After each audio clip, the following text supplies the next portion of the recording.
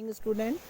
Class 11th BST में हमारा topic chapter चल रहा था कंपनी निर्माण का, जिसमें हम पढ़ रहे थे कि कंपनी रजिस्ट्रार के पास कंपनी के निर्माण पर अनेक प्रकार के हमें डॉक्यूमेंट्स सबमिट करने होते हैं।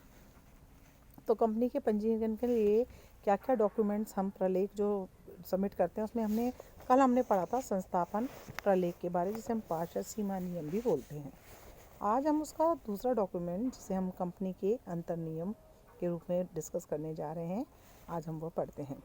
कंपनी के अंतर नियम में कंपनी के अतिरिक्त मामलों के प्रबंधन से संबंधित नियम लिखे होते हैं।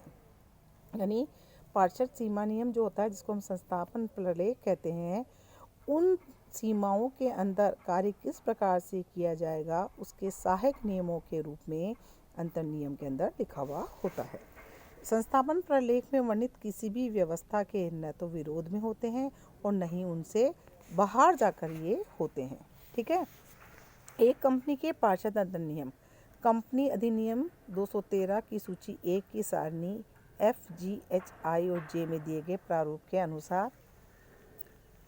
अनुसार होने चाहिए, जो संबंधित कंपनियों के अनुरूप हो। कंपनी अधिनियम 2013 की धारा 2(5) के अनुसार एक कंपनी के पार्षद अंतर नियम वे होते हैं जो इस अधिनियम अथवा किसी पूर्व के अधिनियम के अनुसरण में मूल रूप से बनाए गए हों तथा समय पर उनका संशोधन किया है। एक पार्षद सीमा नियम के अंतर्गत क्या क्या विषय वस्तु होती है, इसके बारे में यहाँ पर एक सारणी दी गई है, जिसके अंदर 33 चीज़ें लिखी गई है विषय वस्तु के रूप में। सबसे पहला होता है सारणी F का पूर्णतः एवं अंशतः अपवर्जन। दूसरा होता है प्रारंभिक अनुबंधों का स्वीकरण। दूसरा होता है अंशों की संख्या और मूल्य।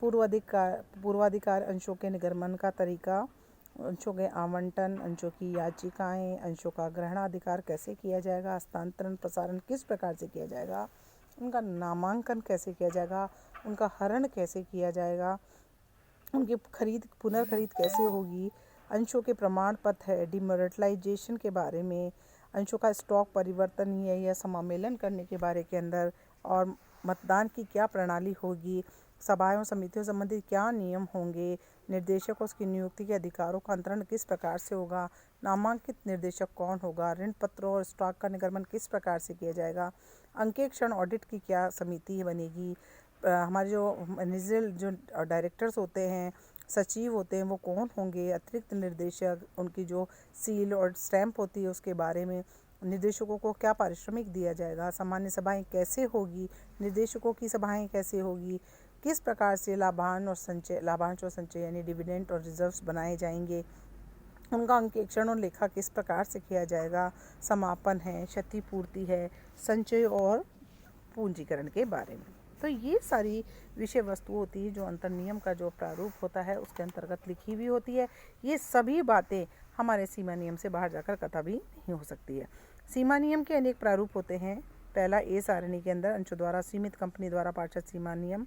बी सारणी जो होती है गारंटी द्वारा सीमित कंपनी या बिना अंश पूंजी वाली कंपनी के पार्षद सीमा नियम होते हैं।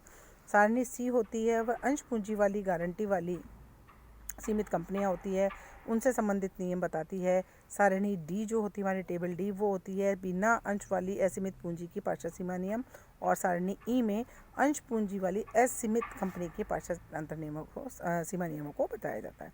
इस प्रकार जिस प्रकार के हमारे संस्थापन प्रलेख पार्षद सीमा नियम के विभिन्न प्रारूप विभिन्न सारणियों में दिए गए होते हैं, ऐसे अंतर नियम के भी विभिन्न प्रारूप होते हैं, जिसके अंदर सारणी F, G, H, I, J ये लिखी गई होती हैं। बच्चों आज के लिए इतना ही। Thank you very much.